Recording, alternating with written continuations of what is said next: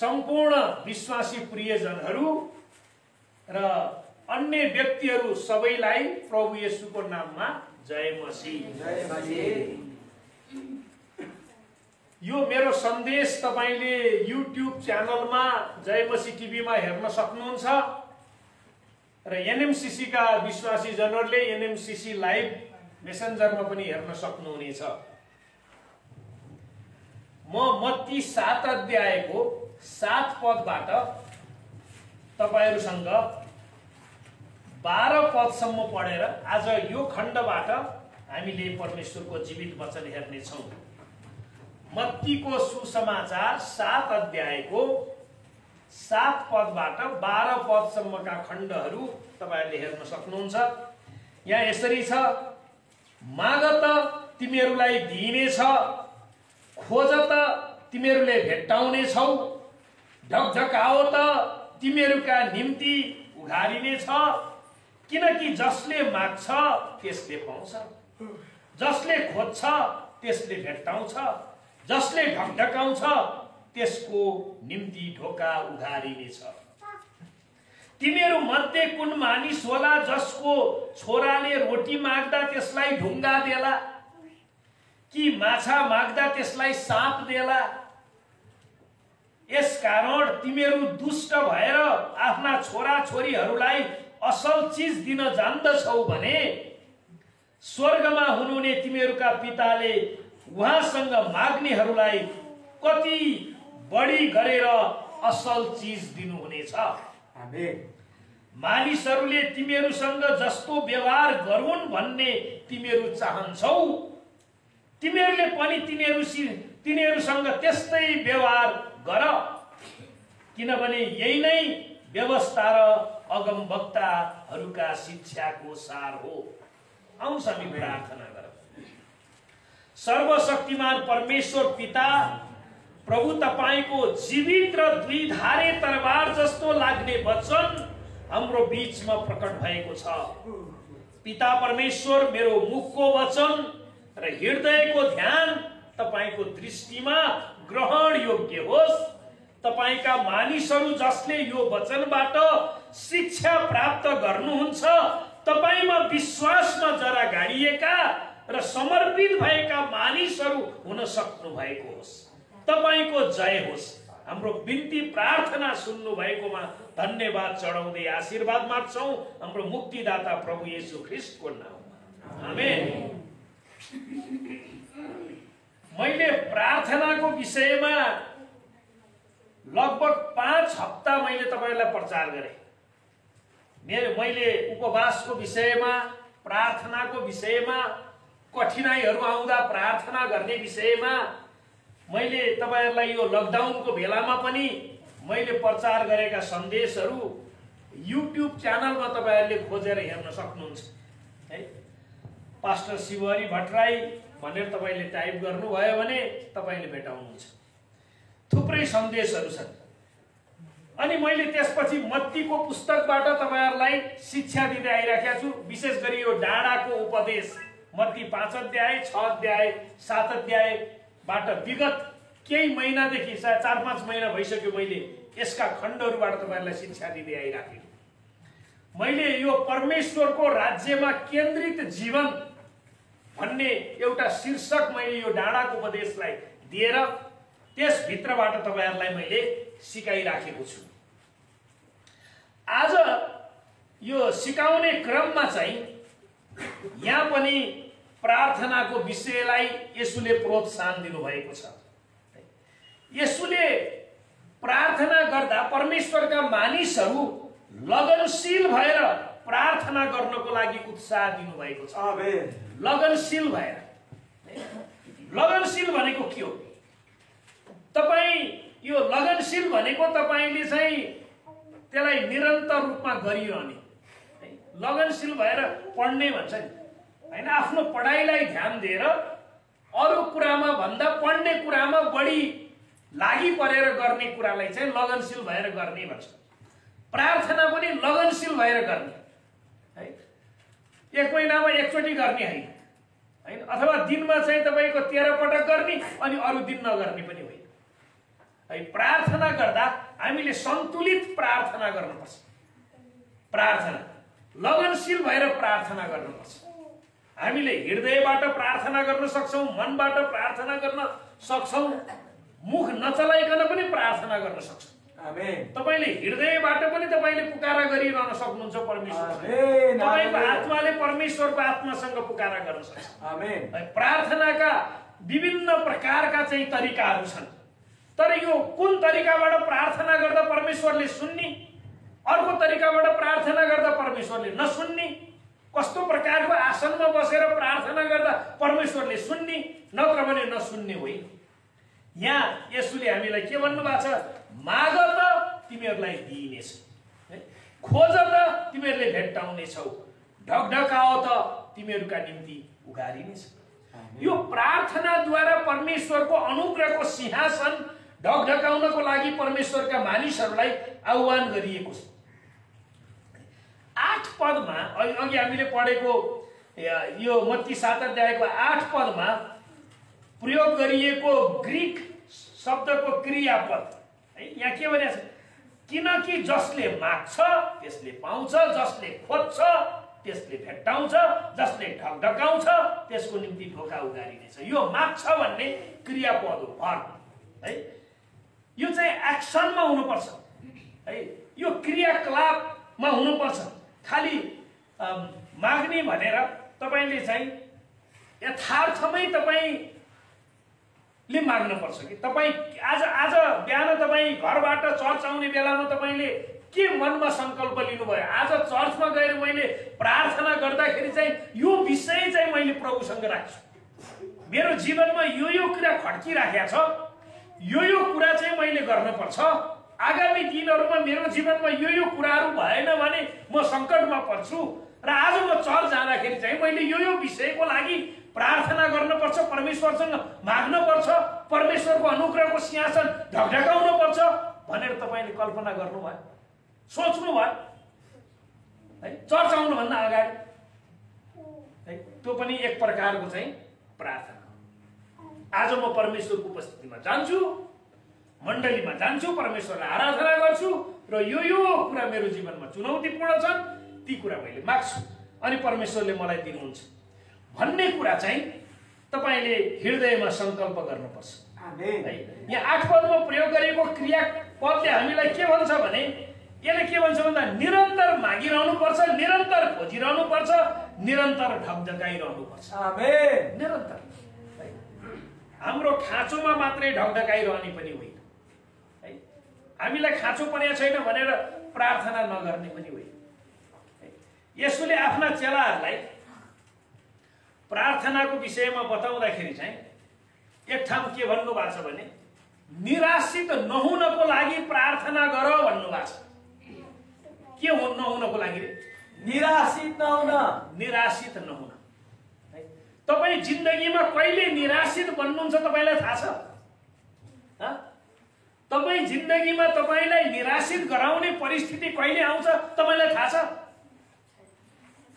कसैलाई पनि थाहा छैन यो तपाईले आश नगरेको बेलामा तपाईले नसोचेको बेलामा है तपाई निराशित हुनुपर्ने स्थिति जिन्दगीमा आउन सक्छ है तपाईले नसोचेको बेलामा तपाई हस्पिटलमा भर्ना हुनुपर्ने स्थिति आउन सक्छ मान्छे कोही रहरले बिरामी हुन्छ म बिरामी भएर हस्पिटलमा सुत्न पाए हुन्थ्यो भन्ने कसैको चाहना हुन्छ हुँदैन तर चाहना नहुँदै पनि मान्छे बिरामी भएर हस्पिटलमा भर्ना हुनु परेको छ है त्यस्तो परिस्थिति कहिले जिन्दगीमा नआओस् भन्नको लागि पनि हामीले निरन्तर प्रार्थना गरिरहनु पर्छ यसुले त्यही भन्नुभएको छ निराशित नहुनको लागि लुका 18 अध्यायको 1 पद पढ्नुभयो भने यसुले त्यहाँ भन्नुभएको छ निराशित नहुनको लागि प्रार्थना गर है यो मलाई खुब मन पर्छ लुका 18 अध्यायको 1 पदमा तिनीहरू सधैँ प्रार्थना गरिरहुन् र निराश नहुन् भन्ने हेतुले उहाँले तिनीहरूलाई एउटा दृष्टान्त भन्नुभयो निरन्तर प्रार्थना गरिरहुन् र निराशित नहुन् हेर्नुस् है त्यो कनेक्सन हेर्नुस् जीवनमा आउने निराशा है मान्छेले रोजगार गुमायो भने पनि निराशित हुन्छ हैन। स्वास्थ्यमा सङ्कट आयो भने पनि निराशित हुन्छ। अनावश्यक रूपमा आफूले कमाएको रुपैयाँ पैसा खर्च गर्न पर्यो भने पनि मान्छे निराशित हुन्छ। आफ्ना सामान आफूले प्रयोग गरिरहेको सामान कसैको हरायो भने पनि मान्छे निराशित हुन्छ है। निराशित हुने थुप्रो कारण छ। मैले तपाईलाई निराशित हुने कारण बताएँ भने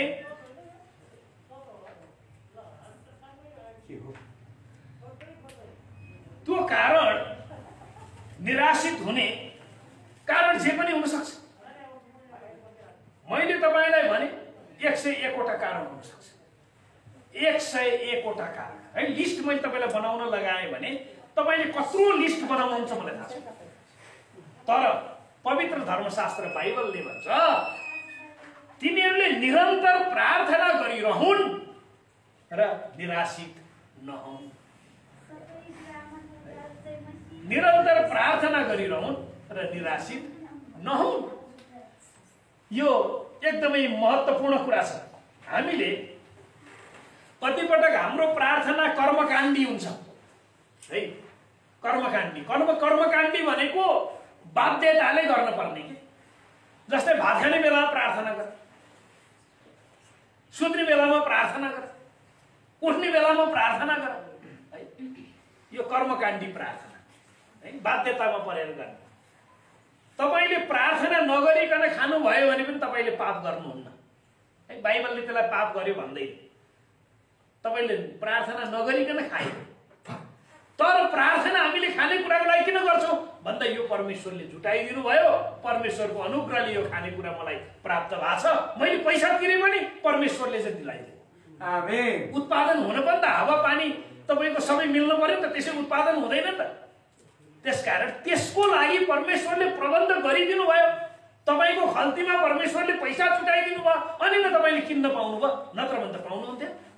यो यावत कुराको लागि हामीले परमेश्वरप्रति धन्यवादी हुन्छौँ किनभने परमेश्वरले मलाई माया गर्नु भएको छ, मेरो आवश्यकता पूरा गर्नु भएको छ, मलाई जुटाइदिनु भएको छ भन्ने प्रकारले हामी गर्छौँ। तर त्यति मात्रै हाम्रो प्रार्थनाको आधार हो। यहाँ येशूले चाहिँ लगनशील भएर प्रार्थनामा लागिरहनको लागि विश्वासी जनहरूलाई उत्साहित गर्नु भएको छ। अब यहाँ माग्ने भन्ने कुराले चाहिँ के देखाउँछ भने खाँचोप्रति सचेत हुने। जिन्दगीमा खाँचो नपर्ने मान्छे कोही पनि हुँदैन है। खाँचो अभाव हरेक मान्छेलाई हरेक कुराको खाँचो पर्छ। हरेक मान्छेलाई हरेक है एउटा मान्छेलाई पर्ने खाँचो त्यही किसिमको खाँचो अर्को मान्छेलाई नपर्न सक्छ। अर्को मान्छेलाई पर्ने किसिमको खाँचो मलाई नपर्न सक्छ हैन। नेपालको प्रधानमन्त्रीलाई पर्ने खाँचो अर्को नेतालाई नपर्न सक्छ।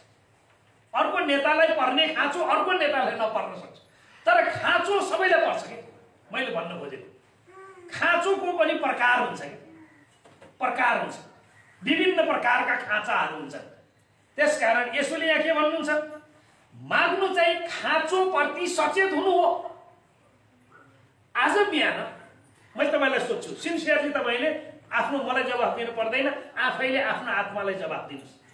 आज बिहान परमेश्वरको उपस्थितिमा आउँदा के माग्छु भनेर तपाईँ आउनुभयो।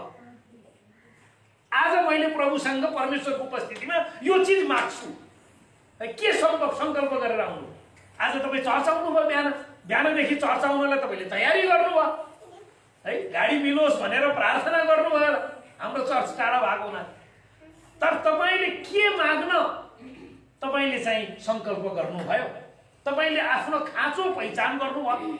खाँचो के हो तपाईँको जिन्दगीको खाँचो।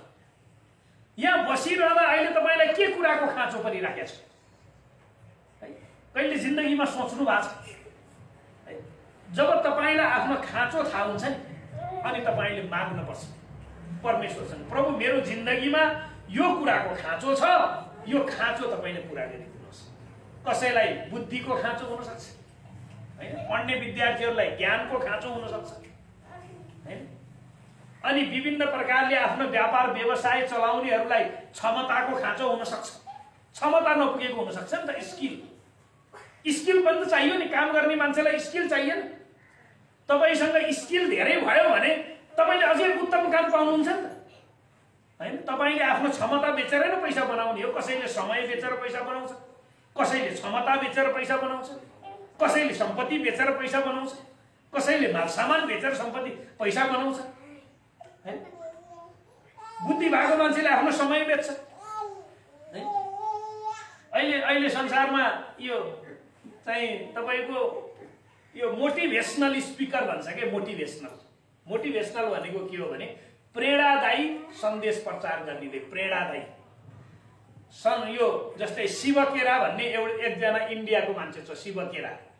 त्यसको किताब पनि छ है। तपाईँ कसरी करोडपति बन्ने भन्ने किताब छ। तपाईँले कसरी जित्न सक्नुहुन्छ भन्ने किताब लेखेको छ, हाउ टु विन है, शिवकेराको किताब। उसले 1 घण्टा बोलेको कति पैसा लिन्छ थाहा छ तपाईँलाई? 1 घण्टा बोलेको 10 लाख। 1 घण्टा बोलेको उसले 10 लाख लिन्छ। अनि 500 जना मान्छे जम्मा भएर पैसा उठाएर 10 लाख पुर्याएर उसलाई 1 घण्टा बोल्न बोलाउँछ। 1 घण्टा उसको सन्देश सुन्दा तपाईँले 10,000 तिर्नुपर्छ। समय बेच्छ कि मान्छे, किनभने उसँग त्यो पावर छ, त्यो शक्ति छ, सामर्थ्य छ। उसले बोलेपछि मान्छेलाई बुद्धि बढाइदिन्छ, प्रेरणा बढाइदिन्छ, साहस बढाइदिन्छ, अनि मान्छेले पैसा तिर्छ। त्यस्तै तपाईँले पनि परमेश्वरसँग माग्नु पर्यो, प्रभु म निर्बुद्धि छु, मेरो क्षमता छैन, मैले काम त पाएको छु, राम्रोसँग गर्न सकेको छैन, मैले गर्न सकेँ भने मैले राम्रो पैसा कमाउन सक्छु भनेर तपाईँले आफ्नो खाँचो पहिचान गरेर जब तपाईँ लगनशील भएर प्रार्थना लाग्नुहुन्छ नि, तपाईँलाई परमेश्वरले आशीष दिन्छ। आमेन। कुरो बुझ्नु? हालेलुया। परमेश्वरले आशीष दिन्छ। त्यसकारण आफ्नो खाँचो पहिचान गर्नु पर्यो माग्नुभन्दा अगाडि है। माग्नुभन्दा अगाडि, येशूसँग माग्नुभन्दा अगाडि तपाईसँग के कुराको खाँचो छ? म यहाँ तपाईसँग उभिरहेको छु हैन, मेरो पनि धेरै खाँचोहरू छन्। मैले येशूसँग खुरन्धार प्रार्थना गरिरहेको छु, मेरो खाँचो समयमा पूर्ति होस् भनेर। समयमा पूर्ति भएन भने पनि काम लाग्दैन। त्यसको लागि निरन्तर हामीले मागिरहनु पर्यो, प्रार्थना गरिरहनु पर्यो। यसको लागि येशू प्रभुले हामीलाई उत्साहित गराउनु भएको छ। परमेश्वरले हाम्रो प्रार्थना सुन्नुहुन्छ भनेर विश्वास गर्ने अर्को एउटा व्यवहारिक कदम पनि हो माग्नु भनेको। तपाईले परमेश्वरसँग जब माग्नुहुन्छ, परमेश्वरले मेरो प्रार्थना सुन्नुहुन्छ भन्ने प्रकारको विश्वासमा तपाईँ ढुक्क भएर माग्नुहुन्छ। तपाईको पहिला गाउँघरतिर अचाल पनि हुन्छ है, सबैले घरमा स्टक राख्दैन। एक पोको नुन किनेर ल्याउँछन्, अनि कसैको घरमा नुन सिद्धिन्छ, अनि छिमेकीका कचौरा लिएर जान्छ, अलिकति नुन सापट्दै मैले प्याकेट किनेर ल्याएर तिमीलाई फिर्ता दिन्छु। कोही मसला माग्न जान्छ, कोही तेल माग्न जान्छ हैन। पहिला म डेरा गरेर बस्थेँ है काठमाडौँमा। म 46-47 सालदेखि डेरा गरेर बस्न थालेको। अनि डेरामा बस्दाखेरि चाहिँ नि मेरो बाले चाहिँ 1 ग्यालन तेल पठाइदिनु हुन्थ्यो, अनि मेरो छिमेकीको चाहिँ बिचराको तेल सिद्धिँदो रहेछ। अनि एउटा सिसी लिएर आउँथ्यो, सर यो 1 सिसी तेल दिनु, अनि यो मैले किनेर ल्याएछु, तपाईँलाई 1 सिसी फिर्ता दिने। तर समस्या के पर्थ्यो भन्दा मेरो ओरिजिनल तेल आउँथ्यो तोरी बेलाको, यसले बजारबाट किनेर ल्याउँथ्यो है। अब बिचरालाई दिउँ कि नदिउँ है, कुरो बुझ्नु? अब ओरिजिनल तेलसँग यो बजारको झाँस हालेको तेल कसरी साट्ने? तर मैले त्यस्तो सोच्थिनँ, बिचरालाई खाँचो पर्यो मैले दिन्छु भनेर दिन्थेँ है। हामीले जब खाँचो पहिचान गरेर जब परमेश्वरसँग माग्छौँ नि, उहाँले ओरिजिनल दिनुहुन्छ। तपाईँलाई थाहा छ? आमेन। डुप्लिकेट दिनुहुन्न। त्यसकारण यो माग्ने कुरा है, हामीले मण्डलीको लागि यो हाम्रो साइडमा जोडिएको जग्गा परमेश्वरसँग मागिराखेका छौँ। तपाईँहरूले माग्नु भएको छ है। हाम्रो यो पुलपिटबाट विगत 2 वर्षदेखि निरन्तर प्रार्थना भइराखेको छ, प्रभु यो छेउको जग्गा धनीलाई भेट गराइदिनुहोस् भनेर हामीले माग्यौँ, परमेश्वरले भेट गराइदिनु। आमेन। अब यो मान्छेसँग तपाईँ बोल्नुहोस् र त्यसले यो जग्गा चर्च तपाईँहरूले किन्नुहोस् भनेर हामी कहाँ आओस् भनेर हामीले प्रार्थना गरिरहेछौँ। अब केही समयपछि ल चर्चलाई चाहिएको छ भने मैले बेच्न लाएँ, तपाईँहरूले किन्नुहोस् भनेर आएको छु। आमेन। त्यो मान्छेलाई कायर परमेश्वरले पार्नुहुन्छ, हामीले पार्दैनौँ। जब हामीले इमानदारीका साथ र विश्वासका साथ लगनशील भएर माग्छौँ नि, हामीले प्राप्त गर्छौँ। आमेन। आमेन। माग्ने भनेको यो। त्यसकारण यो माग्ने कुरा चाहिँ क्रिस्चियनहरूले कहिल्यै पनि जिन्दगीमा छोड्नु हुँदैन। यो प्रार्थना गर्ने एउटा तरिका पनि, प्रार्थनामा हामीले जे माग्छौ, विश्वास गरेर तिमीले प्रार्थनामा जे माग्छौ त्यो तिमीहरूले पाउँछौ भनेर आफ्नो हृदयमा पक्का गरी विश्वास गर्नुपर्छ भनेर येशू प्रभुले हामीले सिकाउनु भएको छ। हामी परमेश्वरको चेला भएको कारण हामीले परमेश्वरसँग माग्नुपर्छ। अब खोज्नु चाहिँ परमेश्वरको इच्छा पालनसँगै उत्सुकताका साथ खोज्नको लागि अनुरोध गरिएको छ। खोज्नुले के गर्छ भन्दा परमेश्वरको आज्ञा पालन, है, परमेश्वरको इच्छा अनुसार हामीले खोज्न पर्छ। परमेश्वरको इच्छा अनुसारको कुरा हामीले खोज्न पर्छ। है, यसुले मत्ती 6 अध्यायको 33 पदमा के भन्नु भएको छ भने पहिला परमेश्वरको राज्य र उहाँको धार्मिकताको खोजी गर। है, खोज्ने कुरा परमेश्वरको धार्मिकतासँग जोडेर खोज भनेको छ। आमेन। उहाँको राज्य र धार्मिकतासँग जोडेर खोज। परमेश्वरको राज्य र उहाँको धार्मिकतासँग जोडेर खोजिएको कुरा चाहिँ परमेश्वरको इच्छा अनुसारको कुरा हो। बुझ्नु? तर हामीले चाहिँ परमेश्वरको इच्छासित जोडेर माग्दैनौँ, खोज्दैनौँ। त्यही भएर कतिपटक हामी नपाउने अवस्थामा पनि पुग्दछौँ। त्यसकारण परमेश्वरको राज्य र उहाँको धार्मिकता मान्छेको जीवनमा महत्त्वपूर्ण छ। हामी परमेश्वरको धार्मिकतालाई येशू प्रभु मार्फत हामीले प्राप्त गरेका छौँ। यो धार्मिकता हामीले कमाएको होइन, हामीलाई येशूले सित्तैमा दिएको। कसरी थाहा छ? हामीले येशूको रगतलाई स्वीकार गर्यौँ, नयाँ करारलाई स्वीकार गर्यौँ, येशू प्रभुलाई मेरो जीवनको प्रभु र मुक्तिदाता भनेर हृदयमा विश्वास गरेर मुखले स्वीकार गर्यौँ। आमेन। अनि परमेश्वरले येशू प्रभुको धार्मिकता हामीलाई दिनुभयो। परमेश्वरले हामीलाई हेर्दा येशूको रगतबाट हेर्नुहुन्छ। अनि हामीले खोजेको कुरा हामीलाई दिनुहुन्छ। जब हामीले उहाँको इच्छा अनुसार खोज्छौँ, खोज्दाखेरि उहाँको इच्छा अनुसार खोज्नुपर्छ। माग्दाखेरि विश्वास गरेर माग्नुपर्छ लगनशीलताका साथ। अनि अर्को यहाँ के भनेको छ भने ढकढक्याउनु चाहिँ उहाँले झट्टै जवाब नदिनु भएको समयमा पनि निरन्तर रूपमा लगनशील भई परमेश्वरका आइरहनु हो। येशू प्रभुले एक ठाउँ एउटा विधवाको कहानी दिनुभएको छ। लुका 18 अध्याय पछि गएर पढ्नुहोस्, त्यहाँ एउटा विधवाको कहानी छ। यो विधवा अन्यायमा परिरहेछ। अनि यिनले न्याय पाऊँ भनेर एउटा न्यायाधीश कहाँ गइछ। अनि न्यायाधीशले यो गरिब विधवा, यो है अब अलिक कमजोर मान्छे, पहुँच नभएको मान्छे, सामर्थ्य नभएको मान्छेलाई समाजले भुल्ली भन्छ कि भुल्ली, हैन, काम नलाग्ने। यो भुल्ली आइमै आफू आइ गर्छ, हैरान गरी भनेछ। जहिले पनि न्यायाधीशको ढोका जाने ढ्याक ढ्याक पारिन्छ, ढ्याक ढ्याक पारिन्छ, ढ्याक ढ्याक पारिन्छ। अनि यो न्यायाधीशलाई मन नलाई यो भुल्ली आइमाईले घरमा आएर हैरान पारेको देखेर यसलाई न्याय गर्दिउँ भनेर न्याय गर्दैछन्। ढकढक्याउनु भनेको त्यही हो। कति कुरा तपाईँ र मेरो कारणले परमेश्वरले यिनीहरूलाई अहिले नदिए पनि हुन्छ कि पछि दिए पनि हुन्छ कि भन्ने परमेश्वरको चाहना हुनसक्छ। कहिलेकाहीँ हामीले छिट्टै माग्छौँ नि, है। बच्चाले जति करायो भने पनि तपाईँले चाहिँ बच्चालाई चक्कु दिनुहुन्छ, दिनुहुन्न, है। उसले त्यो चक्कु कताबाट काट्ने पनि थाहा छैन, उसले पनि आफ्नो हातै काटिन्छ, होइन। मेरो गाउँमा एउटा परिवार थियो। अनि दाजु चाहिँले भाइको औँला काट्यो, चोरी औँला काट्यो। कसरी काट्दैछ भन्दा दाजु चाहिँ 5 वर्षको, भाइ चाहिँ 2.5 वर्षको जति थियो, 2.5-3 वर्षको, है। अनि मेरो समकालीन हो, त्यो भाइ चाहिँ मेरो समकालीन, हामी 1 वर्षको मात्रै फरक छ, मभन्दा 1 वर्ष जेठो छ। अनि दाजु 5 वर्षको दाजुले के गरेछन्, भाइको औँला लिएर हेर त हाम्रो बाउले सुँगुर कसरी काट्छन् तँलाई देखाइदिन्छु भनेर भाइको औँला काट्छ, है। बाउले सुँगुर कसरी काट्छन् भने त्यो 5 वर्षको बच्चालाई हतियार दिने मान्छे नै काम नलाग्ने मान्छे दिनुहुन्न। बच्चा रोयो भनेर दिनुहुन्छ। अनि त्यो डुडे भयो। अनि त्यसको नाम चाहिँ बोलाउने नाम डुडे राख्ने। चोरी औँला काट्दियो बिचरा। अब त्यो हस्पिटल तुरुन्तै लगेन, जोड्न पनि सकेन, केही पनि गर्न सकेन। डुडे चोरी औँला सही, है। तर पछि त्यो मान्छेले दुःख गर्यो, काम गर्यो, मेहनत गर्यो, कहाँ कहाँ गयो, मालदिप्समा गएर मालदिप्सको राजाको भान्से बनेछ है।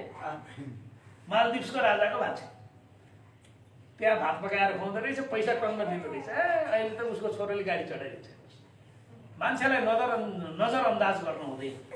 मैले भन्न खोजेको के हो भने जसलाई जे कुराको आवश्यकता छ, जसले जे कुरा ह्यान्डल गर्न सक्छ, त्यसलाई परमेश्वरले यदि आवश्यकता छ, खाँचो छ, उसले ढकढकाइरहेछ भने दिनुहुन्छ। आमेन। तर कतिपटक हामीले पाएर पनि त्यसलाई परिचालन गर्न नसक्ने अवस्थामा छन् भने परमेश्वरले हामीले मागेर पनि दिनु।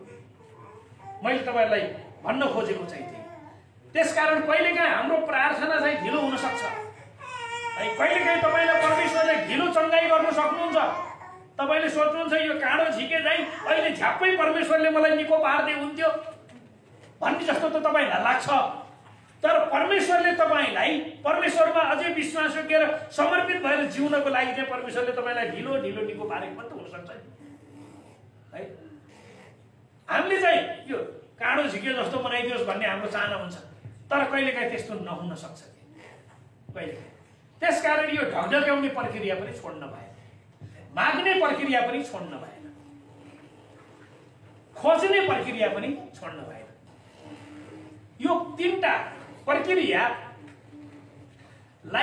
पुरा गर्नको लागि 5वटा काम विश्वासीहरूले गर्नुपर्छ। 5वटा माग्ने, खोज्ने, ढकढकाउने, यो तीनटा प्रार्थनाको प्रक्रिया पुरा गर्न 5वटा कुरा गर्नुपर्छ। अनि मात्र तपाईँको प्रार्थना सुनवाई हुन्छ, अनि मात्रै माग्नेहरूले मागेको कुरा पाउनेछन् भन्ने प्रभु येशू ख्रीष्टको चाहिँ आशय छ। यसमा 5वटा कुरा आधारित छन्। म छिटो छिटो यो 5वटा कुरा प्रस्तुत गर्छु। मेरो वचन सधैँ लामो भइरहेछ, अस्ति पनि 55 मिनट भएछ, अनि त्यही भएर मैले छिटो छिटो सिद्ध्याउँछु। नम्बर 1, पहिलो परमेश्वरको राज्य खोजी गर्ने। परमेश्वरको राज्य तपाईँले कहाँ खोजी गर्नुहुन्छ? पवित्र धर्मशास्त्रमा। कहाँ खोजी गर्नुहुन्छ? मण्डलीमा उपस्थित भएर परमेश्वरका जनहरूसँग संगति गरेर। कहाँ खोज्नुहुन्छ?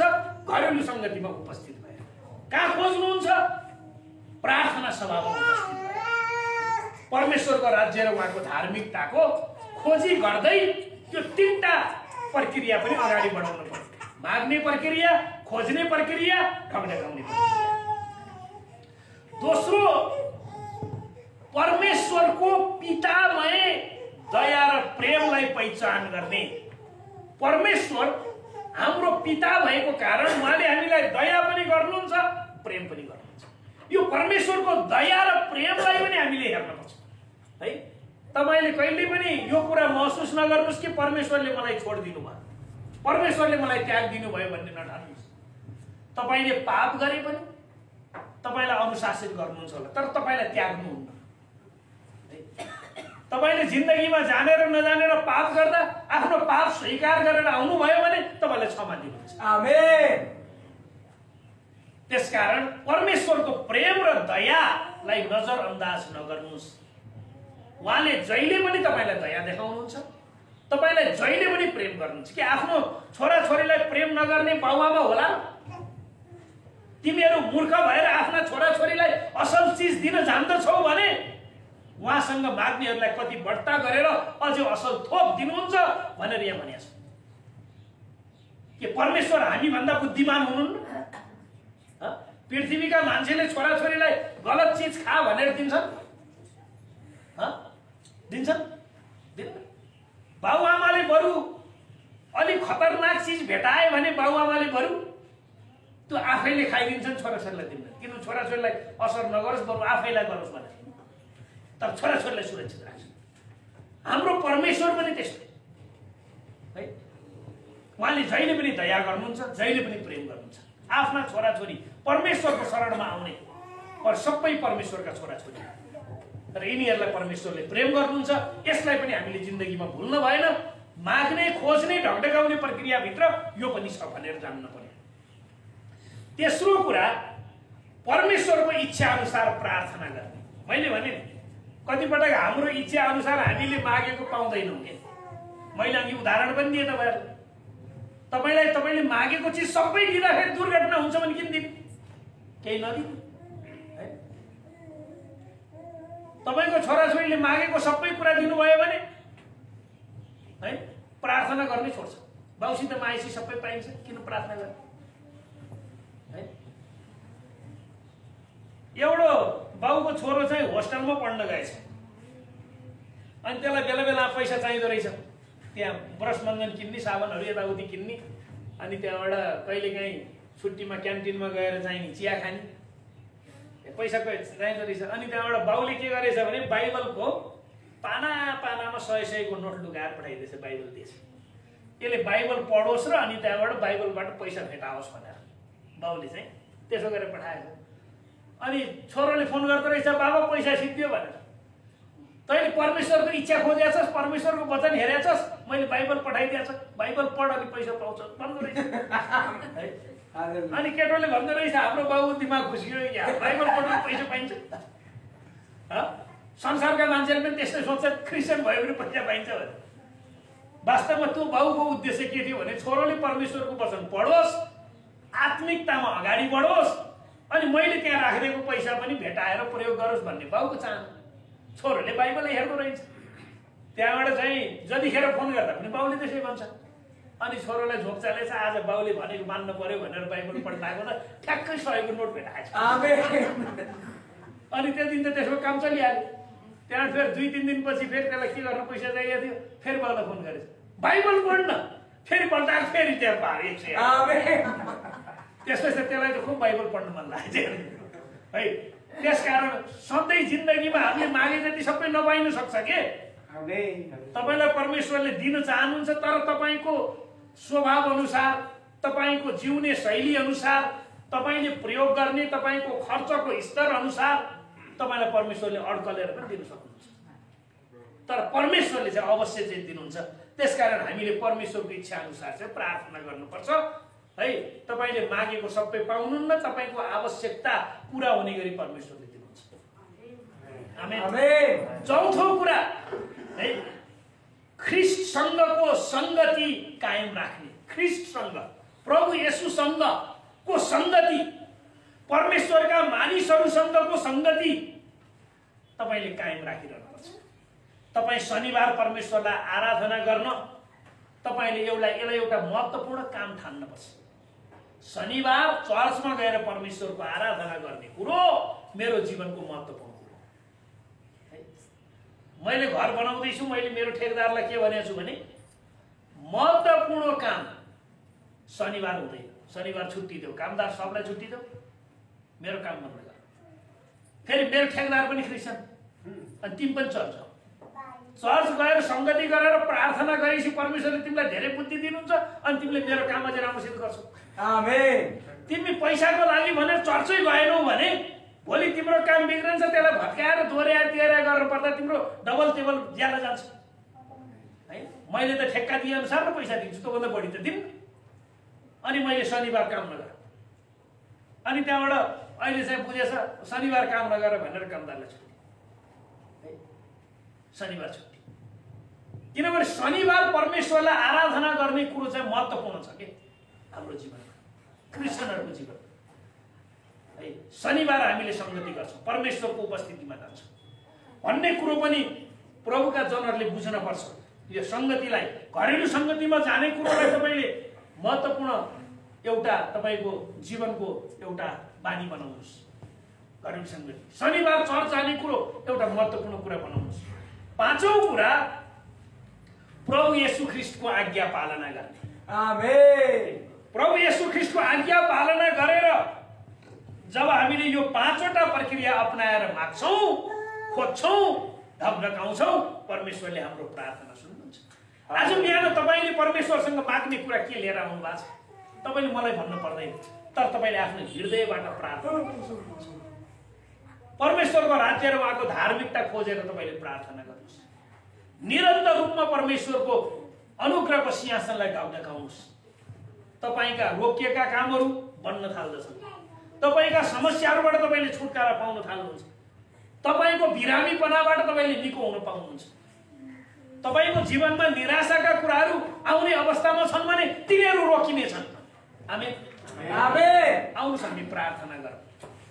सर्वशक्तिमान परमेश्वर पिता, तपाईँ आफ्नो जीवित र दुईधारे तरबार जस्तो लाग्ने वचनबाट हामीसँग बोल्नुभयो। प्रभु, यो वचन सुन्ने तपाईँका मानिसहरूमाथि तपाईँले दया गर्नुहोस् र खाँचोमा भएका मानिसहरूले प्रभु जुन प्रकारले तपाईँको उपस्थितिमा माग्नको लागि आउनु भएको छ उहाँहरूले माग्न सक्नु भएको छ। तपाईँको धार्मिकता र राज्यको खोजी गर्न सक्नु भएको छ। निरन्तर रूपमा तपाईँको अनुग्रहको सिंहासनमा ढकढकाउन सक्नुहुन्छ र तपाईँ परमेश्वरको आशिषमा जिउन सक्नुहुन्छ। आज हाम्रो मण्डलीमा उपस्थित हुनुभएका संसारभरिबाट मेरो सन्देश सुनिरहनु भएका सबै मानिसहरू आशिषित हुन सक्नु भएको छ। आशिष दिनुहोस्। हाम्रो बिन्ती प्रार्थना सुन्नु भएकोमा तपाईँलाई धन्यवाद चढाउँदै आशिष माग्छु हाम्रो मुक्तिदाता प्रभु येशू ख्रीष्टको नाममा। आमेन। आउनुहोस् हामी सबैजना उठ्नेछौँ।